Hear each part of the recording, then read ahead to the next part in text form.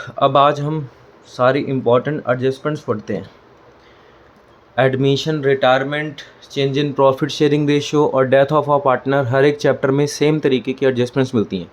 जैसे यहाँ पर लिखा हुआ है stock is under valued by 10%। अब इसमें क्या होगा कि जैसे ना ये ओल्ड बैलेंस शीट है और ओल्ड बैलेंस शीट में बैलेंस शीट की एसेट साइड में स्टॉक दे रखा है 72,000 का। ठीक है, ये क्वेश्चन का ही पार्ट होगा। 72,000 का स्टॉक दे रखा है और बोला जा रहा है स्टॉक की बुक वैल्यू 72 है और stock is under valued by 10%। बेटे स्टॉक को ना तो कम करके दिखाना अच्छा है ना ज़्यादा करके दिखाना अच्छा है, मतलब ना तो अंडर वैल्यूड करना चाहिए ना ही ओवर वैल्यूड करना चाहिए, उसकी बराबर वैल्यू करनी है। तो अगर कोई चीज़ अंडर वैल्यूड है, आप उसे बराबर करना चाहते हो तो आप उसे बढ़ा दोगे, है ना। कोई चीज़ अंडर वैल्यूड है, कम है, आप उसे बराबर करना चाहते हो तो कम चीज़ को बराबर करने के लिए बढ़ाना पड़ेगा, और ओवर वैल्यूड है तो कम करना पड़ेगा। तो हमें क्या करना है, स्टॉक को बढ़ाना है। भैया स्टॉक को बढ़ाएंगे तो इसका एक इफेक्ट जाएगा रीवैल्यूएशन अकाउंट में और दूसरा नई वाली बैलेंस शीट बनाएंगे। ठीक है, एक इफेक्ट जाएगा रीवैल्यूएशन में, दूसरा नई बैलेंस शीट बनाएंगे। कितना परसेंट स्टॉक अंडर वैल्यूड है? 10%। तो अगर आप 10% वैल्यू निकालना चाहते हो, 10% ऑफ स्टॉक निकालना चाहते हो, तो आप एक काम करो, जो भी बुक वैल्यू है उसको रेट से इंटू करो और डिवाइडेड बाय 100 माइनस रेट कर दो। ठीक है, सिंपल सी बात ये है। जैसे इस क्वेश्चन में बुक वैल्यू कितनी है? 72,000। रेट कितना है? 10%। और 100 माइनस रेट कितना है? 100 माइनस 10, ये आ गया 72,000 इंटू में 10 अपॉन में 90, ये आ जाएगा 9 अट्ठे 72, मतलब 8,000 रुपये आ गया। तो ये आ गया 10%। अब बच्चे कई बार एक बहुत भारी भरकम मिस्टेक कर जाते हैं कि वो सीधा 72 का निकाल लेते हैं, लेकिन बच्चे को ये समझ नहीं आ रहा कि भैया एक बात बताओ, आपने 100 माइनस रेट क्यों किया। मैंने कहा एक बात बताओ बेटे, ये अंडर वैल्यूड है कि ओवर वैल्यूड है? ऑब्वियस सी बात है अंडर वैल्यूड है, यानी कि स्टॉक पहले जितने का भी होगा 100% का, उसमें से मैंने 10% माइनस किया होगा, तो इसकी जो ये बुक में दिखाई दे रहा है वो 90% का है। अगर आप 90% वैल्यू को 72,000 जो वैल्यू है वो 90% वैल्यू है, 100% वैल्यू नहीं है, ये 90% वैल्यू है, तभी तो क्वेश्चन बोल रहा है कि stock is under valued by 10%। तो मैंने क्या किया, 90% वैल्यू को 90% से डिवाइड कर दिया, तो 1% वैल्यू आ गई। ये जो वैल्यू है 72,000 की, इसको 90% से डिवाइड कर दिया तो 1% वैल्यू आ गई, 0 से 0 गया 800। ये 1% वैल्यू है, लेकिन 1% थोड़ी स्टॉक कम हो रखा है, 10% कम हो रखा है। तो 1% वैल्यू को 10 से इंटू कर दो, ये आ गई 10% value. Stock is under valued by 10%, 8,000 से कम है। तो नई बैलेंस शीट में जाओ, स्टॉक पहले था 72 का, उसमें तुम प्लस कर दो 8,000, और अब नई बैलेंस शीट में स्टॉक को दिखाना 80,000 में। और जो स्टॉक की वैल्यू बढ़ गई वो फ़ायदा हो गया। फ़ायदा है तो रिवैल्यूएशन अकाउंट की क्रेडिट साइड में उसका नाम लिखना जिसकी वैल्यू बढ़ रही है, 8,000। कई बार क्वेश्चन बोलता है कि ये अकाउंट और बैलेंस शीट नहीं चाहिए, उसको जर्नल एंट्री चाहिए। ये जो मैं कर रहा हूँ बगल में, ये सब वर्किंग नोट है, ये वर्किंग नोट है। ठीक है, ये सॉल्यूशन है, ये समझ लो सॉल्यूशन का ए पार्ट है। अब मैं बी पार्ट समझा रहा हूँ कि क्या पता तुमसे क्वेश्चन वाला एंट्री पूछ ले कि stock is under valued by 10%। बेटे अगर स्टॉक अंडर वैल्यूड है तो तुम उसे बढ़ा दो, ओवर वैल्यूड कर दो, मतलब ज़्यादा कर दो, और स्टॉक को बढ़ाने से हमें फ़ायदा होगा, और जब भी हमको फ़ायदा होगा रिवैल्यूएशन क्रेडिट होगा। रिवैल्यूएशन का सिंपल रूल क्या होता है कि डेबिट करो जब घाटा हो रहा है और क्रेडिट करो जब फ़ायदा हो रहा है, क्योंकि रूल्स होते हैं debit all the expenses and losses, credit all the income and gain. तो ये स्टॉक की वैल्यू बढ़ाने से भैया फ़ायदा होगा, और फ़ायदा होगा तो रिवैल्यूएशन क्रेडिट होगा। एंट्री बनेगी stock account debit to revaluation account, stock account debit to revaluation account. कितने रुपए भैया? 8,000। जितनी वैल्यू बढ़ रही है उतने रुपए, 8,000, ख़त्म। ये मैंने आपको अंडर वैल्यूड की बात बताई। बेटे अगर ये ओवर वैल्यूड होता ना तो मैंने जो 100 माइनस रेट किया है ना, 100 प्लस रेट कर देता, क्योंकि वो ओवर वैल्यूड है, वो ज़्यादा है। जैसे इसको नोट करो, फिर अगला क्वेश्चन देखो। जैसे अगला क्वेश्चन ये लिखा है stock is over valued bye 10%। Stock की वैल्यू 10% ज़्यादा है, मतलब अगर आप एक पुरानी बैलेंस शीट बनाओगे या अगर क्वेश्चन में गिवन होगी तो वहाँ पर स्टॉक एसेट साइड में 55,000 रुपये का गिवन होगा। ये क्वेश्चन है और ये वैल्यू ना बेटे 10% ओवर वैल्यूड है, मतलब 10% ज़्यादा है, लेकिन तुम्हें तो अभी 10% वैल्यू निकालनी है। ओवर वैल्यूड है तो तुम्हें कम करना है। कम करोगे, स्टॉक की वैल्यू को कम करोगे तो घाटा होगा। 10% ऑफ स्टॉक कैसे निकाले भैया? 10% ऑफ स्टॉक कैसे निकालें? जो भी स्टॉक की बुक वैल्यू है उसको इंटू कर दो रेट से और डिवाइड कर दो 100 प्लस रेट से। ओवर वैल्यूड है तो प्लस और अंडर वैल्यूड है तो माइनस। जैसे इस क्वेश्चन में भैया अगर आप देखो तो बुक वैल्यू 55,000 है, इसको इंटू कर दो 100 से और नीचे 100 प्लस में रेट। 55,000 इंटू में 10 अपॉन 110, तो बेटे आ जाएगा 5,000। लेकिन बच्चा ये नहीं समझ पाता, कई बार वो मेरे से पूछता है कि भैया एक बात बताओ, आप ये क्यों कर रहे हो कि आप ये 100 प्लस में रेट क्यों कर रहे हो? मैंने कहा देखो बेटे, स्टॉक पहले जितने का भी होगा, स्टॉक पहले जितने का भी होगा, हमने उसमें 10% प्लस किया तो स्टॉक की वैल्यू 110% हो गई। यही वैल्यू मैंने बुक में दिखाई है। ये जो 55,000 की तुम्हें वैल्यू दिख रही है ना बेटे, ये 100% वैल्यू नहीं है, ये बढ़ा के दिखा रखा है। तो एक काम करो, ये 55,000 की जो वैल्यू है वो 100% वैल्यू नहीं है, वो 110% है। बेटे आप इसको 110% से डिवाइड कर दो। 0 से 0 गया, 11 पंचे 55, 500 रुपये, 1% वैल्यू आ गई। ये वैल्यू थी 55,000 और ये 110% वैल्यू है, मैंने इसको 110% से ही डिवाइड कर दिया तो ये 1% वैल्यू आ गई। 1% वैल्यू को 10 से इंटू कर दो तो 10% वैल्यू आ गई, 5,000। अब स्टॉक ओवर वैल्यूड है तो तुम एक काम करो ना बेटे, स्टॉक को कम कर दो, कम कर दो। स्टॉक को कम करने पे घाटा होगा, जब भी हमको घाटा होगा रिवैल्यूएशन अकाउंट डेबिट होगा, तो एंट्री बनेगी revaluation account debit to stock. कम करना है ना स्टॉक को कम करना है, एसेट को कम करना है तो क्रेडिट कर दो। और स्टॉक को कम करोगे, एसेट को कम करोगे तो घाटा होगा, घाटा होगा इसलिए रिवैल्यूएशन को डेबिट कर दो। ये बगल में वर्किंग नोट है, ये सॉल्यूशन है। अगर वो जर्नल एंट्री बोलता है तो ये एंट्री कर देना, लेकिन कई बार वो तुमसे क्या करेगा, रिवैल्यूएशन और बैलेंस शीट बनवाएगा। तो बेटे एक काम करो, जाओ रिवैल्यूएशन अकाउंट बनाओ। जब भी घाटा होगा एंट्री करना डेबिट साइड में और जब भी फायदा होगा एंट्री करना क्रेडिट साइड में।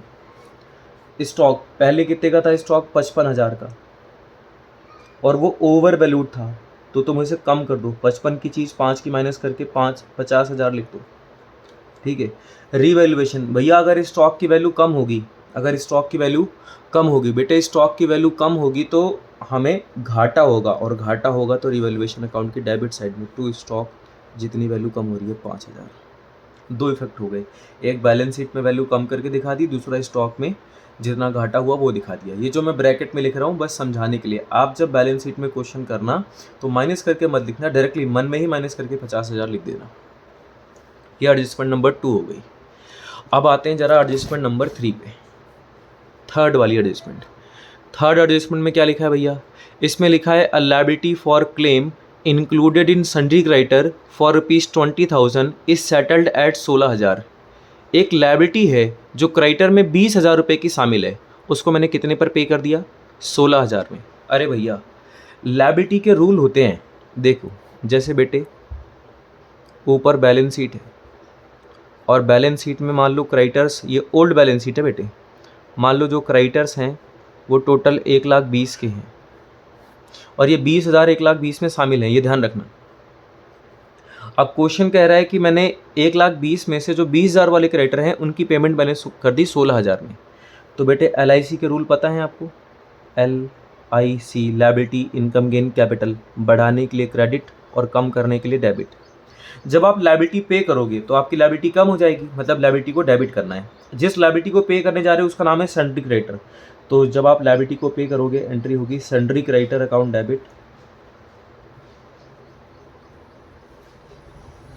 To bank account, sundry creditor account debit to bank account. आपने 20,000 के क्रेडिटर्स को 16,000 पे सेटल कर दिया, मतलब 4,000 रुपये का फ़ायदा हो गया। और जब भी हमें फ़ायदा होगा रिवैल्यूएशन अकाउंट क्रेडिट होगा, तो जितना फ़ायदा हुआ उसमें रिवैल्यूएशन अकाउंट को क्रेडिट कर दो, सिंपल। अगर आप इस क्वेश्चन को रीवैल्यूएशन में और बैलेंस शीट में इसका इफेक्ट दिखाओगे तो रीवैल्यूएशन कुछ इस तरीके से बनेगा और न्यू बैलेंस शीट कुछ इस तरीके से आपको दिखाई देगी। कैसे भैया? क्रेडिटर पहले कितने के थे?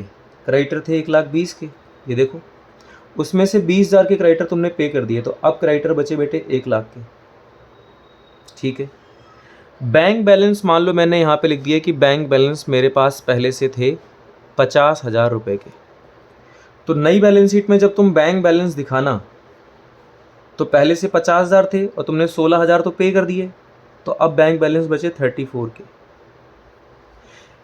20,000 की लायबिलिटी को 16,000 पे कर दिया, फ़ायदा हो गया कितने रुपए का? 4,000 रुपये का फ़ायदा हो गया। उसको रिवैल्यूएशन की क्रेडिट साइड में दिखाना, बाय क्रेडिटर्स 4,000 रुपये। बस ये हो गया सॉल्यूशन। अगर जनरल एंट्री बोले तो ऐसे कर देना, ये ए पार्ट हो गया, और अगर वो रिवैल्यूएशन और बैलेंस शीट बोले तो ऐसे कर देना, है ना। यहाँ पे रिवैल्यूएशन अकाउंट और ये बैलेंस शीट, 3 इफेक्ट हो गए। एक तो फ़ायदा हो गया, क्रेडिटर कम हो गए और बैंक भी कम हो गया, क्योंकि लायबिलिटी हम पे कर रहे थे। बेटे यहाँ पर तो लिखा हुआ था liability for claim included in creditor is settled का मतलब पे कर दिया। कई बार सेटल नहीं करते हैं, कई बार थोड़ा अजीब तरीके से गिवन होती है। कैसे? आप अगला क्वेश्चन देखो, पहले इसको नोट करो फिर अगला देखो, सारे नोट्स बना के चलना, ये नहीं कि बस सुन लिया और ऐसे नहीं, अपनी कॉपी में बनाओ, तब भी पेपर में बातें याद रहेंगी। जैसे इस क्वेश्चन को देखो, क्या लिखा है? An amount of liability ₹10,000 included in सन्डी creditor, एक 10,000 की लायबिलिटी है जो सन्डी क्रेडिटर में शामिल है, has been decided by the court at ₹6,000। अब यहाँ सेटल्ड नहीं लिखा है, decided by the court at ₹6,000। Court कह रहा है कि जो 10,000 की लायबिलिटी है वो 6,000 की हो गई। जैसे मान लो बेटे ये ओल्ड बैलेंस शीट है और यहाँ पर सन्ड्री क्रेडिटर्स गिवन है 1,00,000 के, मान लेते हैं 1,00,000 के क्रेडिटर्स गिवन है। क्वेश्चन कह रहा है कि 10,000 की लायबिलिटी अब 6,000 की हो गई, है ना। एक 10,000 की लायबिलिटी है जो क्रेडिटर में शामिल थी, अब वो कोर्ट कह रहा है कि वो 6,000 की है। मतलब कोर्ट क्या बोल रहा है कि 10,000 की जो लायबिलिटी थी अब वो कम हो गई, कि 10,000 की जो लायबिलिटी थी वो ज़्यादा हो गई।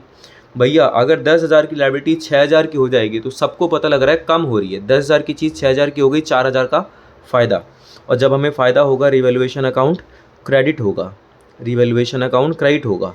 तो भैया रिवैल्यूएशन को तो आप क्रेडिट कर दो टू रिवैल्यूएशन अकाउंट। जितने का फ़ायदा हुआ 4,000 रुपये का फ़ायदा हुआ। डेबिट क्या करोगे? जिसकी बात कर रहे हो, किसकी बात कर रहे हो? क्रेडिटर की। तो एंट्री हो जाएगी creditor account debit to revaluation 4,000 रुपये। ये तो मैंने एंट्री के थ्रू बता दिया। लेकिन अगर क्वेश्चन वाला आपसे जर्नल एंट्री ना मांगे और क्वेश्चन वाला बोले कि भैया आप ना क्या बोलते हैं इसके उसमें इफेक्ट बताओ, रिवैल्यूएशन और बैलेंस शीट में इफेक्ट बताओ, तो आप बना दो रिवैल्यूएशन अकाउंट। और फ़ायदा हुआ तो क्रेडिट साइड में, घाटा हुआ तो डेबिट साइड में, और नई बैलेंस शीट बना दो। क्या बोला गया कि क्रेडिटर 10,000 के थे वो 6,000 के हो गए। ठीक है। क्रेडिटर बैलेंस शीट में तो बेटे पूरे 1,00,000 के थे, 4,000 कम हो गए, तो अब इसको 96 कर देना, और जो 4,000 का फ़ायदा हो गया उसको रिवैल्यूएशन अकाउंट की क्रेडिट साइड में दिखा देना 4,000। कई बच्चे इस बात पर अटक जाते हैं कि ये क्या बात हुई, यहाँ क्रेडिटर अलग हैं, यहाँ क्रेडिटर अलग हैं। बेटे 1,00,000 में से 10,000 उसका पार्ट है, सारे क्रेडिटर की वैल्यू कम नहीं हुई है। जो 1,000 में से जो 10,000 के क्रेडिटर हैं वो 6,000 के हो गए हैं। तो 10,000 की चीज़ 6 की हो गई, मतलब 4,000 की कम हो गई। टोटल में से 4,000 माइनस कर दिए, क्रेडिटर हो गए 96, और जितना फ़ायदा हुआ वो रिवैल्यूएशन अकाउंट की क्रेडिट साइड में। ये जर्नल एंट्री के थ्रू सोल्यूशन हो गया, और ये अकाउंट के थ्रू सोल्यूशन हो गया, अकाउंट और बैलेंस शीट के थ्रू, है ना। एक अगली एडजस्टमेंट देखते हैं, इसको नोट कर लो। अगली एडजस्टमेंट पे आओ। अगली एडजस्टमेंट क्या है? ये लिखा है outsider loan should be treated as his capital. Outsider loan should be treated as his capital. जो आउटसाइडर का लोन है, मान लो ये बैलेंस शीट है, बैलेंस शीट में जेड का लोन है मान लो 1,00,000 रुपए का। कह रहा है कि जेड के लोन को अब उसकी कैपिटल मान लेना है। हो सकता है कि जेड पहले एक्सटर्नल बंदा हो लेकिन अब पार्टनरशिप में एडमिशन ले रहा है। जेड के लोन को उसकी कैपिटल मान लेना है। ठीक है भैया, अगर आप उसकी कैपिटल मानोगे तो क्या एंट्री करोगे बेटे? अगर आप जेड के लोन को जेड की कैपिटल मानोगे तो लोन को हटा देना और कैपिटल को बढ़ा देना, लोन को कम करना और कैपिटल को बढ़ा देना। लोन कम कैपिटल ज़्यादा, जो लायबिलिटी कम होती है उसको डेबिट, जो लायबिलिटी ज़्यादा होती है उसको क्रेडिट। तो एंट्री हो जाएगी Jades loan account debit to Jades capital account. Jades loan account debit to Jades capital account. कितने रुपए? 1,00,000। 1,00,000। इसका इसका भैया अकाउंट में क्या इफेक्ट होगा? आप बना देना पार्टनर के कैपिटल अकाउंट।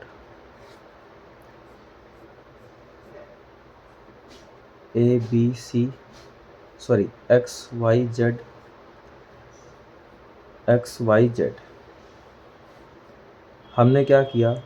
जेड के लोन को जेड की कैपिटल बना दिया, तो जेड की कैपिटल में जाके 1,00,000 लिखना और ये कैपिटल आ कहाँ रही है? जेड के लोन अकाउंट से। अब जेड का लोन कन्वर्ट हो गया उसकी कैपिटल में। सिंपल। जेड की कैपिटल क्रेडिट हो रही है, एंट्री गई क्रेडिट साइड में, नाम आ गया डेबिट वाले का, जेड के लोन का। कैपिटल आ रही है लोन के थ्रू, कैपिटल आ रही है लोन के थ्रू। ये इसका इफेक्ट हो गया। ये 5वीं एडजस्टमेंट है। आती बहुत कम है लेकिन आ जाए तो कई बार फंसा देती है, इसलिए हमने कर लिया है। अगली एडजस्टमेंट पे आते हैं, एडजस्टमेंट नंबर 6। जैसे इसमें क्या लिखा है? Stock is to be reduce to 20,000। Stock की वैल्यू 20,000 तक कम कर देनी है और फर्नीचर बाय 15,000। जैसे अगर मैं आपको एक पुरानी बैलेंस शीट बना के दिखाऊं, ओल्ड बैलेंस शीट, इसमें स्टॉक पहले 25,000 का था और फर्नीचर 55,000 का था, ऐसे मान लो। अब क्वेश्चन हमें बता रहा है कि स्टॉक इज रिड्यूस टू 20,000। जहाँ पे बेटे 2 लिखा हो ना तो कंपेयर करना है। पहले स्टॉक कितने का था? 25 का। अब स्टॉक कितना हो गया? 20 का। मतलब क्या हो गया? मतलब ये कि 25 की चीज़ अगर 20 की हो गई तो हमें घाटा हो गया। रिवैल्यूएशन अकाउंट की डेबिट साइड में दिखा देना, घाटा हो गया रिवैल्यूएशन अकाउंट की डेबिट साइड में। स्टॉक के नाम से जितना कम हो गया, 25,000 की चीज़ है 20,000 की हो गई। 2 लिखा हो तो इसका मतलब ये नई वैल्यू है। और furniture is reduce by 15,000। Furniture की वैल्यू 15,000 से कम हो रही है। फर्नीचर पहले थी कितने का था? 55 का। अब 15,000 से कम हो गया, मतलब 15,000 का घाटा हो गया। तो टू फर्नीचर के नाम से 15,000 रुपये का घाटा हो गया। और अब जब नई बैलेंस शीट बनाना तो इनकी नई वाली वैल्यूज़ दिखाना। जैसे फर्नीचर की नई वैल्यू अब 25 नहीं है बेटे, 20 हो गई। सॉरी, स्टॉक की 25 नहीं है, अब 20 हो गई, तो स्टॉक को 20 पर दिखाना। और फर्नीचर की वैल्यू अब 55 से 15,000 कम हो गई। भैया जो फर्नीचर है अब वो 55 से 15,000 कम होके अब बचा 40,000 का। ठीक है, लेकिन कई बार क्वेश्चन बोलता है कि एंट्री करके दिखाओ, तो बेटे दोनों की वैल्यू कम ही तो हो रही है। एक की वैल्यू 15,000 से कम हो रही है, एक की वैल्यू 20,000 तक कम हो गई। मतलब स्टॉक पे 5 का नुकसान हुआ और फर्नीचर पे 15 का, हो तो दोनों पे नुकसान ही रहा है। और जब भी हमें नुकसान होगा रिवैल्यूएशन अकाउंट डेबिट होगा। तो एंट्री होगी revaluation account debit to stock account to furniture account. Stock की वैल्यू 5,000 से कम हो गई और फर्नीचर की वैल्यू 15,000 से कम हो गई। दोनों पे टोटल नुकसान हो गया 20,000 का, जो हमने यहाँ पे लिख दिया सोल्यूशन में। ये सोल्यूशन समझ नंबर 1 हो गया और ये सोल्यूशन नंबर 2 हो गया, ये दोनों चीज़ें। ठीक है, इसे नोट करना जरूरी है, बड़ी इंपॉर्टेंट एडजस्टमेंट है। इसमें रिड्यूस टू और रिड्यूस बाय वाला डिफरेंस आ गया। अब हम एक अगली एडजस्टमेंट करते हैं, एडजस्टमेंट नंबर 7। जैसे हाँ, ये एडजस्टमेंट बड़ी इंपॉर्टेंट है। इसमें क्या लिखा हुआ है? इसमें लिखा हुआ है part of the stock which has been included at a cost of 2,000 has been badly damaged in storage and could only expect to realise ₹400। अरे क्या हो गया? कैसा क्वेश्चन है? जैसे बेटे अगर आप ओल्ड बैलेंस शीट देखो और मान लो ओल्ड बैलेंस शीट में जो स्टॉक है वो दे रखा है मान लो 1,02,000 का। ठीक है, 1 लाख 2, उसमें से 2,000 का स्टॉक ये है जिसकी यहाँ बात हो रही है।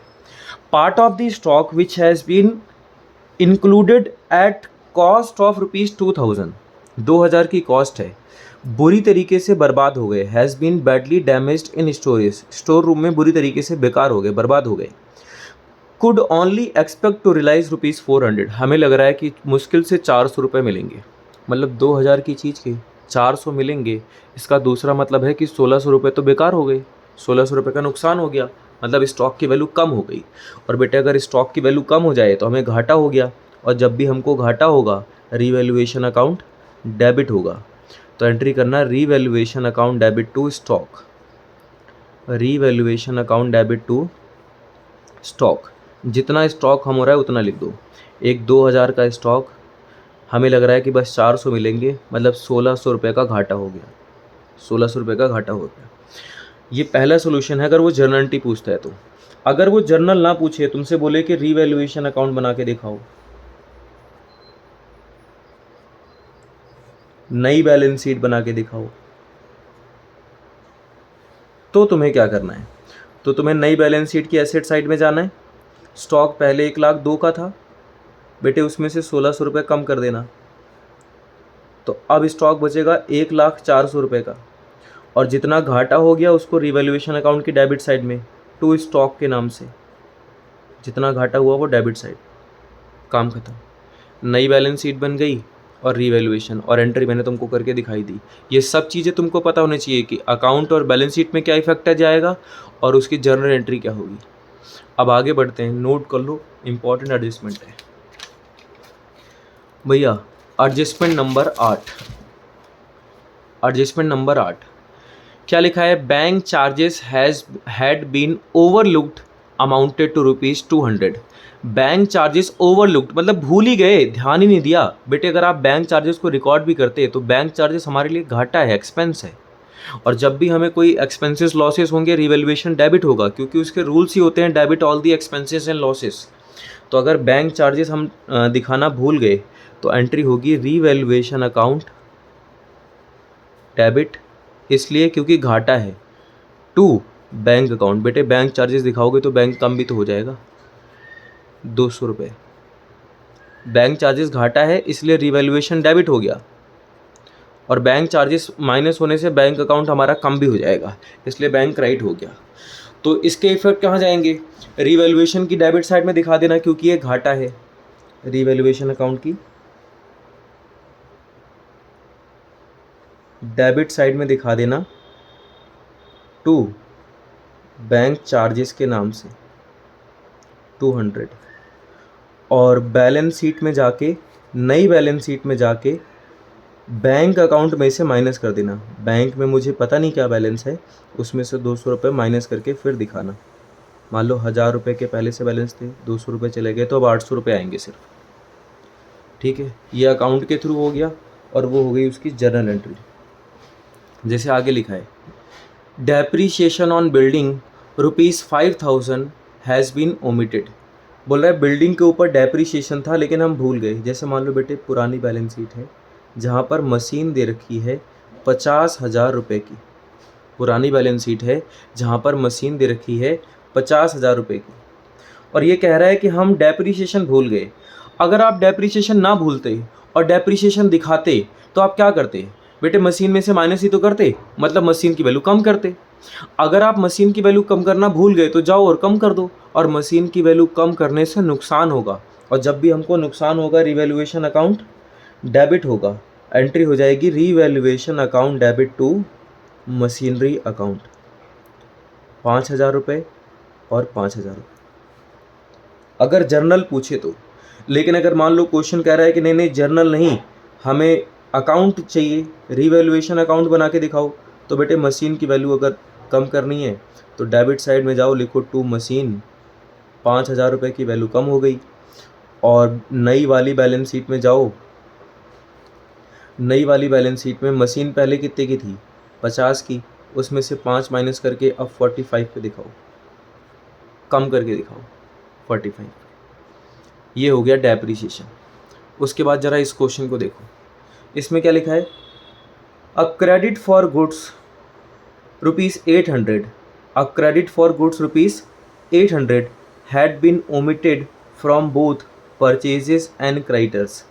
A credit for goods rupees 800 had been omitted from both purchases and creditors, although the goods has been correctly included in stock. क्या लिखा है भैया ये? दूसरा पढ़ के देखो. It was found that there was a liability for rupees 800 for goods received but not recorded. ये भी समझ नहीं आया. फिर से पढ़ते हैं. A credit for goods rupees 800, मतलब हमने गुड्स परचेज करे होंगे उधार 800 रुपये के. Had been omitted from both purchases and creditors. बोल रहा है परचेज में भी दिखाना भूल गए और क्रेडिटर में भी दिखाना भूल गए. बेटे आप खुद सोचो ना, अगर आप परचेज करते और परचेज करने की एंट्री करते तो आप एंट्री करते purchase account debit to creditor, और क्वेश्चन कह रहा है had been omitted from both purchase and creditor. ना परचेज में प्लस किया ना क्रेडिटर में प्लस किया. Although the goods has been correctly included in stock. बोल रहा है स्टॉक में प्रॉपरली शामिल है, लेकिन हमने परचेज और क्रेडिटर में शामिल नहीं किया. परचेज एक एक्सपेंस है, और अगर आप परचेज में जाके शामिल करोगे, एक्सपेंस में जाके शामिल करोगे, हमें घाटा होगा, और क्रेडिटर में जाके शामिल करोगे हमारी लायबिलिटी बढ़ेगी. तो एक काम करो बेटे, रीवैल्यूएशन अकाउंट बनाओ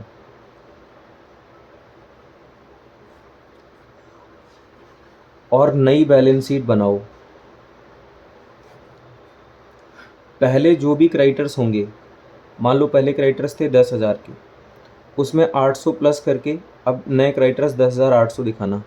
क्योंकि आप शामिल करना भूल गए ना, उधार परचेज किए शामिल करना भूल गए, तो बेटे शामिल करते तो क्रेडिटर बढ़ी तो जाते. 10,000 के क्रेडिटर 10,800 के जाते. 10,000 मैंने ऐसे मान लिया अपनी तरफ से, 800 के बढ़ रहे हैं तो 10,800 के हो गए. और अगर आपके क्रेडिटर बढ़ेंगे, लायबिलिटी बढ़ेगी, आपको घाटा होगा. रीवैल्यूएशन अकाउंट की डेबिट साइड में टू क्रेडिटर्स. एक तरीके से बोल सकते हो ये अनरिकॉर्डेड लायबिलिटी मिल रही है. आपने गुड्स परचेज किए पर आप रिकॉर्ड करना भूल गए, मतलब आपने रिकॉर्ड ही नहीं किया, तो अब आपको याद आया, तो मतलब ये क्या है, अनरिकॉर्डेड लायबिलिटी ही तो है. और वही चीज़ यहाँ पे लिखी है. It was found that there was a liability for 800 for goods receive but not recorded. Goods मिले लेकिन रिकॉर्ड नहीं किया. रिकॉर्ड करते तो कर्जा बढ़ जाता, कर्जा बढ़ने से घाटा भी होता. ठीक है, ये इसके इफेक्ट हो गई. एडजस्टमेंट नंबर 10 थी, एडजस्टमेंट नंबर 10. अब जरा एडजस्टमेंट नंबर 11 पे आते हैं.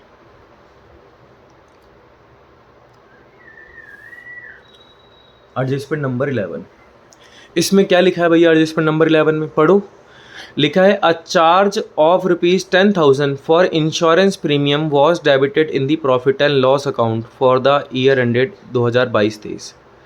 10,000 रुपये इंश्योरेंस प्रीमियम के हमने कहाँ दिखा दिए? प्रॉफिट एंड लॉस अकाउंट में डेबिट कर दिए. अब ऑब्वियस सी बात है, इंश्योरेंस प्रीमियम एक्सपेंस है तो डेबिट ही करेंगे, क्योंकि रूल होते हैं debit all the expenses and losses, इसलिए प्रॉफिट एंड लॉस में डेबिट कर दिया. पर यहाँ क्यों बोल रहे हैं?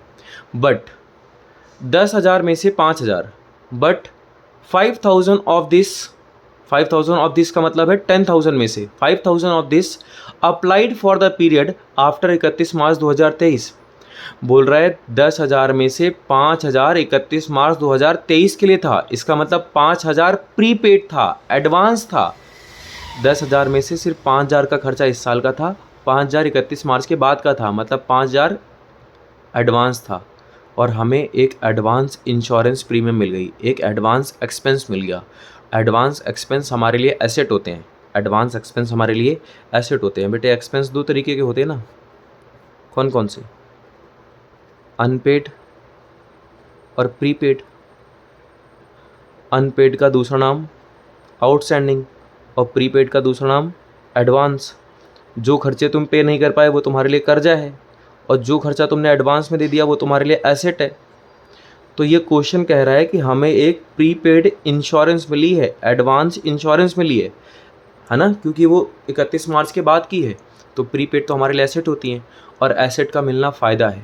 और जब भी हमको फ़ायदा होगा, रीवैल्यूएशन अकाउंट की क्रेडिट साइड में, रीवैल्यूएशन अकाउंट की क्रेडिट साइड में बाय प्रीपेड इंश्योरेंस सिर्फ 5,000. और ये प्रीपेड इंश्योरेंस हमारे लिए उसके साथ साथ एसेट भी तो है. तो नई बैलेंस शीट में जाओ और बैलेंस शीट की एसेट साइड में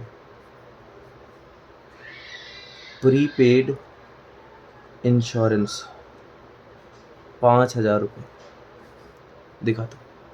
ये तो तरीका हो गया जब आप अकाउंट बना रहे हो कि आपको एक प्रीपेड इंश्योरेंस मिल गई, फ़ायदे वाली साइड में दिखाओ, मतलब रीवैल्यूएशन अकाउंट की क्रेडिट साइड में दिखाओ, और दूसरा बैलेंस शीट में जाके दिखा दो। अगर वो तुमसे जर्नल एंट्री पास करने को बोले तो फ़ायदा हो रहा है तो रीवैल्यूएशन क्रेडिट हो जाएगा, एंट्री हो जाएगी prepaid insurance account debit, prepaid insurance account debit to, prepaid insurance account debit to revaluation account, revaluation account 5,000 रुपये और 5,000 रुपये, डन। ठीक है, ये बात हो गई प्रीपेड इंश्योरेंस की। प्रीपेड इंश्योरेंस अगर तुम्हें मिल जाए तो फ़ायदे वाली साइड में, एसेट साइड में अगर एंट्री पास करनी हो तो prepaid insurance account debit to revaluation. ठीक है, एडजस्टमेंट नंबर 11। ठीक है, बहुत इंपॉर्टेंट है, पेपर में आ जाए तो गलत करवाने के चांसेस बहुत बढ़ जाते हैं, क्योंकि कई बार बच्चे को समझ नहीं आता 5,000 सही अमाउंट है कि 10,000 सही अमाउंट है। ठीक है, आगे चलते हैं, एडजस्टमेंट नंबर 12 पे आते हैं। भैया एडजस्टमेंट नंबर 12 में क्या लिखा है, आप खुद पढ़ के देख लो बेटे क्या लिखा है। इसमें लिखा है creditors include a sum of ₹1500 which was not to be paid. Creditor में 1,500 रुपये शामिल हैं जिन्हें पे करने की अब ज़रूरत नहीं है। अगर मैं आपको एक ओल्ड बैलेंस शीट बना के दिखाऊं, ये है ओल्ड बैलेंस शीट, यहाँ पे क्रेडिटर्स दे रखे हैं मान लो 20,000 के, तो बोल रहा है 20,000 में से 1,500 रुपये के क्रेडिटर ऐसे हैं, क्रेडिटर्स इंक्लूड है सम ऑफ 1,500, इस 20,000 में 1,500 शामिल है, which was not to be paid, जिसको आप पे करने की कोई ज़रूरत नहीं है। या फिर आप यहाँ पे देखोगे लिखा है an amount of 1,500 included in creditors be return back, return back मतलब कम करना है, रिटर्न अप मतलब ज़्यादा, रिटर्न बैक मतलब कम। An amount of 1,500 included in creditor, creditor में 1,500 शामिल है, बी रिटर्न बैक उसको कम करना है, as it is no longer payable, अब इनको पे करने की ज़रूरत नहीं है। क्यों? अरे क्या पता ये देश छोड़ के चले गए हों, है ना, विदेश चले गए हों, इनको पे करने की कोई ज़रूरत नहीं है। An item of ₹1500 included in creditors is not likely to be claim, 1,500 रुपये क्रेडिटर में शामिल हैं जो अब हमसे मांगने वाले ही नहीं है। नहीं मांगने वाले बेटे तो फ़ायदा हो गया, फ़ायदा हो गया। तो इसका इफेक्ट क्या होगा बेटे, अगर आपको रीवैल्यूएशन अकाउंट बनाना है तो एक तो फ़ायदे वाली साइड में दिखाना, और नई बैलेंस शीट में जो भी क्रेडिटर्स हैं उनको कम करके दिखाना, क्योंकि 1,500 रुपये तो आपको पे ही नहीं करने पड़ेंगे। तो भैया 1,500 रुपये के क्रेडिटर का फ़ायदा हो गया, इसलिए रीवैल्यूएशन अकाउंट की क्रेडिट साइड में, क्योंकि नहीं पे करना। और क्रेडिटर जो भी है ना, पहले क्रेडिटर कितने के थे, 20 के, CRS का मतलब क्रेडिटर्स है, पहले 20 के थे, अब 1,500 कम हो गए, तो अब क्रेडिटर बचेंगे 18,500, क्रेडिटर कम हो गए और फ़ायदे वाली साइड में। लेकिन क्वेश्चन वाला कई बार बोलता है कि एंट्री पास करो, ये तो अकाउंट के थ्रू वाला सोल्यूशन हो गया। अगर वो हमसे एंट्री मांगता है तो एंट्री में फ़ायदा हो रहा है तो एंट्री हो जाएगी creditor account debit to revaluation account, creditor account debit to revaluation account, फ़ायदा हो गया हमें 1,500 रुपये का। ये बी ट्रीटमेंट हो गया। एंट्री बोले तो ऐसा कर देना, अकाउंट में बोले तो ऐसा कर देना।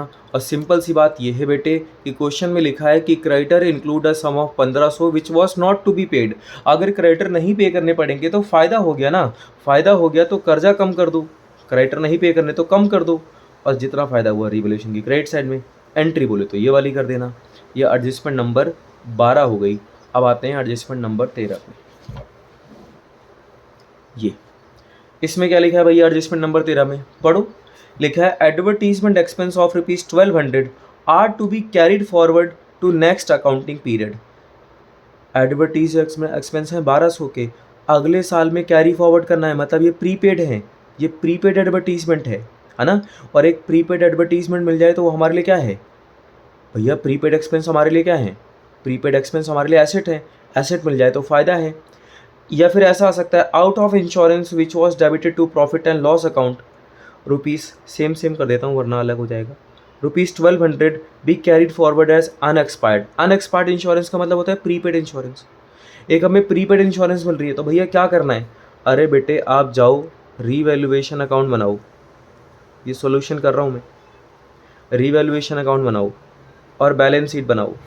अनएक्सपायर्ड इंश्योरेंस हमारे लिए एसेट है, तो ये अनएक्सपायर्ड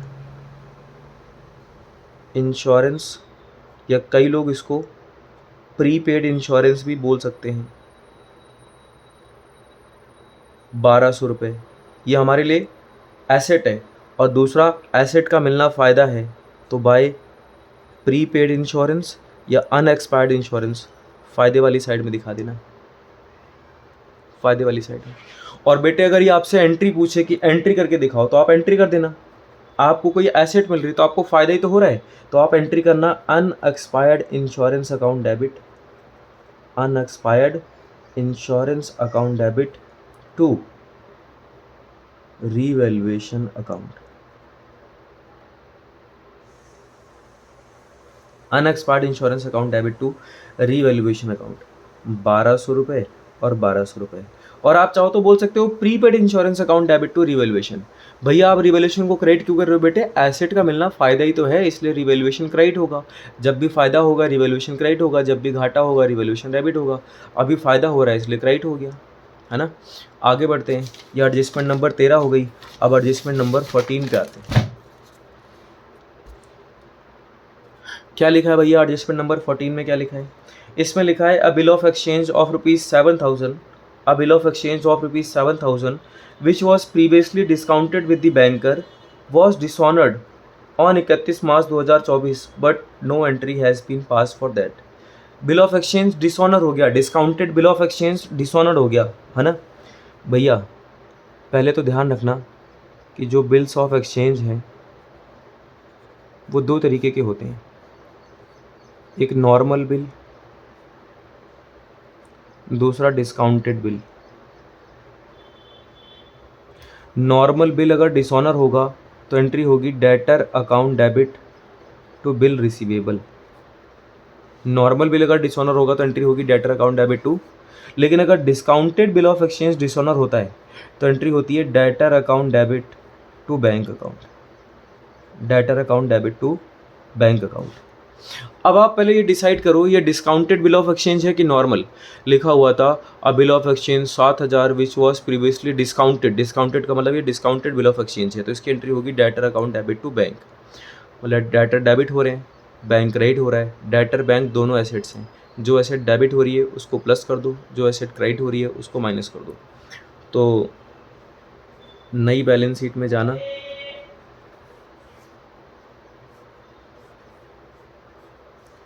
बैंक क्रेडिट हो रहा है। मान लो बैंक में पहले 1,20,000 के बैलेंस थे, उसमें से 7,000 रुपये माइनस कर देना क्योंकि बैंक पैसे काट लेगा। और जो जो पहले डेटर हैं, मान लो आपके पास डेटर पहले 43,000 के थे, अब उसमें प्लस कर देना डिसऑनर, है ना, 7,000। अब डेटर हो जाएंगे 50 के और बैंक बैलेंस हो जाएगा 1,13,000।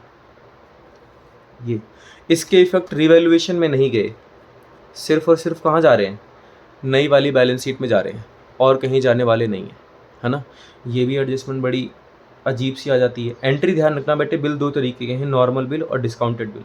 डिस्काउंटेड बिल में एंट्री होती है debtor account debit to bank और नॉर्मल बिल में होती है debtor account debit to bill receivable. Bill receivable भी एसेट होती है, जो एसेट डेबिट कर रहे हैं वो बढ़ रही है, जो एसेट क्रेडिट कर रहे हैं वो कम हो रही है। सिंपल वही चीज़ मैंने यहाँ पर फॉलो करी, जो बढ़ रहा था उसको बढ़ा दिया, जो कम हो रहा था उसको कम कर दिया।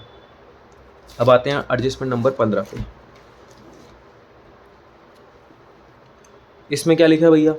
इसमें लिखा हुआ है expenses debited in the profit and loss account, expenses debited in the profit and loss account includes a sum of ₹3,000 paid for as personal expense. Profit and loss account में ए का पर्सनल एक्सपेंस है मेरे भाई, ए का personal expense ए खुद पे करे। Profit and loss में सिर्फ बिजनेस के खर्चे आते हैं, लेकिन अगर आपने ए का पर्सनल एक्सपेंस पे किया है तो उसे हटा दो। जब आपने ए का personal expense profit and loss में दिखाया होगा तो हमें घाटा हुआ होगा, अब हटाओगे तो हमें फ़ायदा होगा, और हमें फ़ायदा होगा तो रिवैल्यूएशन अकाउंट क्रेडिट होगा। तो एंट्री में रिवैल्यूएशन अकाउंट को क्रेडिट कर देना, क्योंकि हम अपने एक्सपेंस कम कर रहे हैं, क्योंकि हमारा एक्सपेंस है ही नहीं है, ए का एक्सपेंस है। तो भैया आपने रिवैल्यूएशन में क्रेडिट कर दिया क्योंकि फ़ायदा हो रहा है। और क्या करोगे? ए के अकाउंट से काटेंगे पैसे, क्योंकि ये ए का ही खर्चा है, ए के अकाउंट से काटो। लिखो A's capital account debit to revaluation account 3,000 3,000। ये जर्नल एंट्री के थ्रू इसका सोल्यूशन है। अगर आप रिवैल्यूएशन अकाउंट बना रहे हो तो उसकी क्रेडिट साइड में एंट्री करना बाय एज कैपिटल अकाउंट, क्योंकि ये ए का खर्चा है। और अगर आप पार्टनर कैपिटल अकाउंट बना रहे हो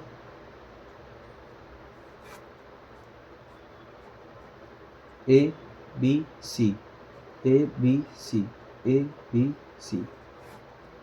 तो एज कैपिटल अकाउंट डेबिट हो रहा है, एंट्री जाएगी डेबिट साइड में, नाम आएगा रीवैल्यूएशन अकाउंट का, और अमाउंट सिर्फ ए में लिखना, बी और सी से इसका कोई लेना देना नहीं है। अगर वो तुम्हें अकाउंट बनाने के लिए बोले तो ऐसे कर देना, एंट्री बोले तो इस तरीके से कर देना, ठीक है। ये एडजस्टमेंट नंबर 15 हो गई। अब आते हैं एडजस्टमेंट नंबर 16 पे।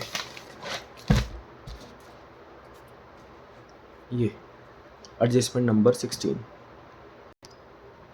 एडजस्टमेंट नंबर 16 में क्या लिखा हुआ है? सबसे पहले देखो एक बैलेंस शीट बनी हुई है ये, जिसमें पेटेंट्स 20,000 के हैं और ट्रेडमार्क 5,000 के हैं, और नीचे लिखा है पेटेंट्स वर कंसीडर्ड एज वैल्यूलेस। मतलब अब हमने मान लिया है कि पेटेंट्स वैल्यूलेस हैं, अब इनकी कोई वैल्यू ही नहीं है।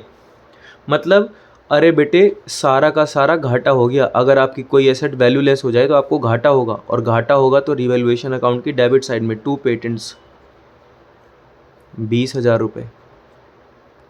और जो नई वाली बैलेंस शीट बनेगी ना, अब उसमें पेटेंट्स आएंगे ही नहीं, क्योंकि वो तो वैल्यूलेस हो चुके हैं, जीरो हो चुके हैं, तो नई वाली बैलेंस शीट में दिखाने की कोई ज़रूरत नहीं है।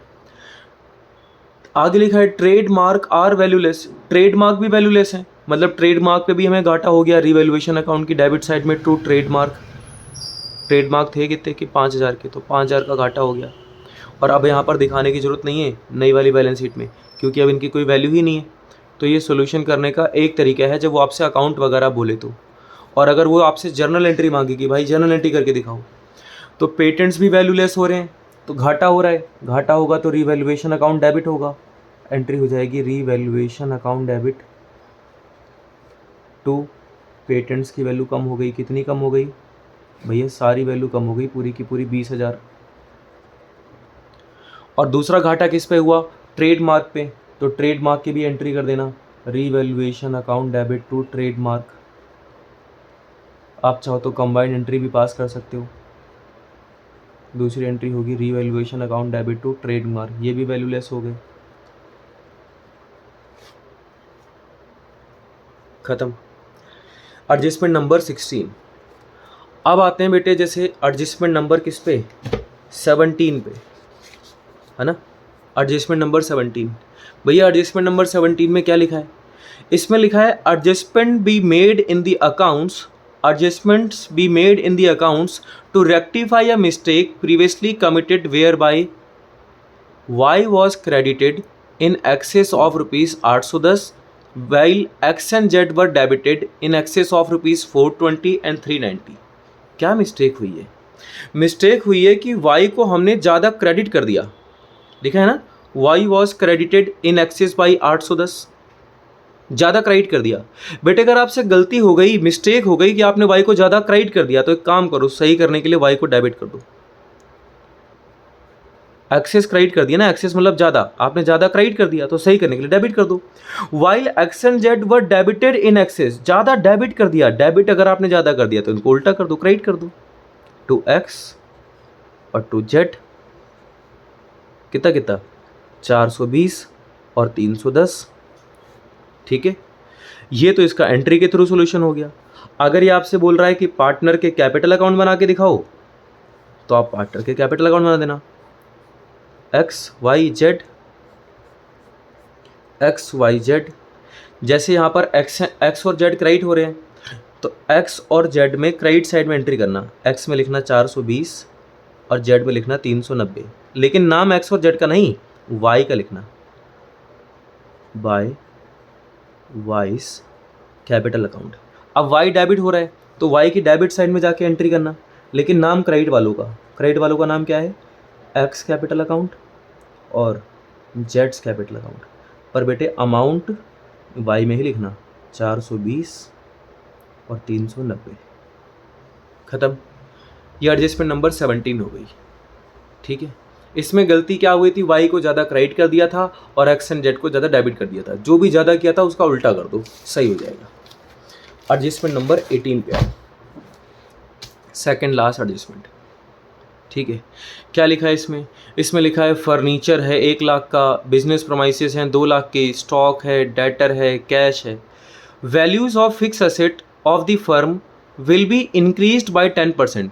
फिक्स एसेट की वैल्यू इंक्रीज हो रही है। अब आपको ये पहचानना जरूरी है फिक्स एसेट क्या है। कैश फिक्स एसेट नहीं है, डेटर फिक्स एसेट नहीं है, स्टॉक फिक्स एसेट नहीं है, लेकिन फर्नीचर और बिजनेस प्रोमाइसेस फिक्स एसेट हैं और इनकी वैल्यू इंक्रीज करनी है। इंक्रीज करने का मतलब बढ़ा देना है, बढ़ाने से फ़ायदा होगा। तो रीवैल्यूएशन अकाउंट की क्रेडिट साइड में एंट्री हो जाएगी by furniture, furniture fix asset है, by business premises, business premises भी फिक्स एसेट है। दोनों की वैल्यू 10-10% बढ़ानी है। फर्नीचर का 10%, 10,000, बिजनेस प्रमाइसेस का 10%, 20,000। और अब नई वाली बैलेंस शीट में बढ़ा बढ़ा के वैल्यू दिखाना। कैसे? पहले फर्नीचर कितने का था? 1,00,000 का, उसमें 10,000 प्लस कर देना, कितना हो गया? 1,10,000। पहले बिजनेस प्रोमाइसेस कितने की थी? 2,00,000 की, उसमें 20,000 प्लस कर देना, 2,20,000। लेकिन भैया समझ नहीं आया कि इस क्वेश्चन में खास क्या था। इस क्वेश्चन में खास कुछ नहीं। कई बार बच्चे 11th क्लास के कॉन्सेप्ट भूल जाते हैं कि फिक्स एसेट में क्या क्या आता है। फर्नीचर, बिजनेस प्रोमाइसेस उनको याद ही नहीं रहता कि ये फिक्स एसेट होती है। बस यही इस क्वेश्चन में था, ठीक है। और अगर इसकी एंट्री पूछे तो बेटे एंट्री आप खुद कर देना, दोनों में फ़ायदा हो रहा है। एंट्री होगी furniture account debit, business premises account debit to revaluation account. क्या क्या एंट्री होगी? Furniture account debit, business premises account debit to revaluation account.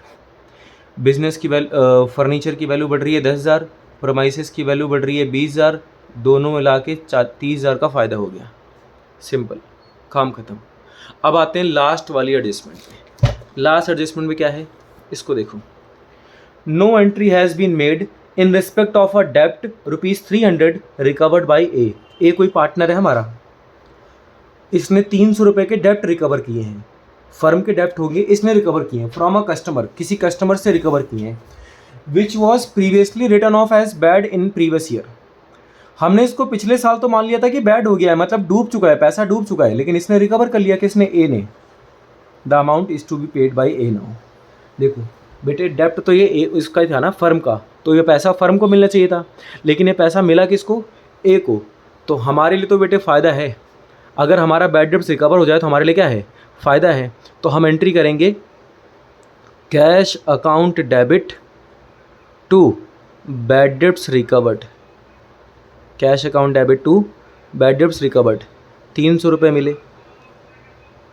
पर कैश को डेबिट मत करना, क्यों? क्योंकि कैश आया ही नहीं, लिया किसने? ए ने। तो एंट्री हो जाएगी S capital account debit to bad debts recovered, ठीक है। और फिर बैड डेप्ट्स रिकवर्ड को रीवैल्यूएशन में ट्रांसफ़र कर देना और एंट्री बनेगी bad debts recovered account debit to revaluation account. कई बच्चे इसकी सीधा एंट्री पास कर देते हैं, कहते हैं बैड डेप्ट से बैड डेप्ट्स कैंसिल। एंट्री बन जाएगी S capital account debit to revaluation account. S capital account debit to revaluation account, सीधा एंट्री कर देना।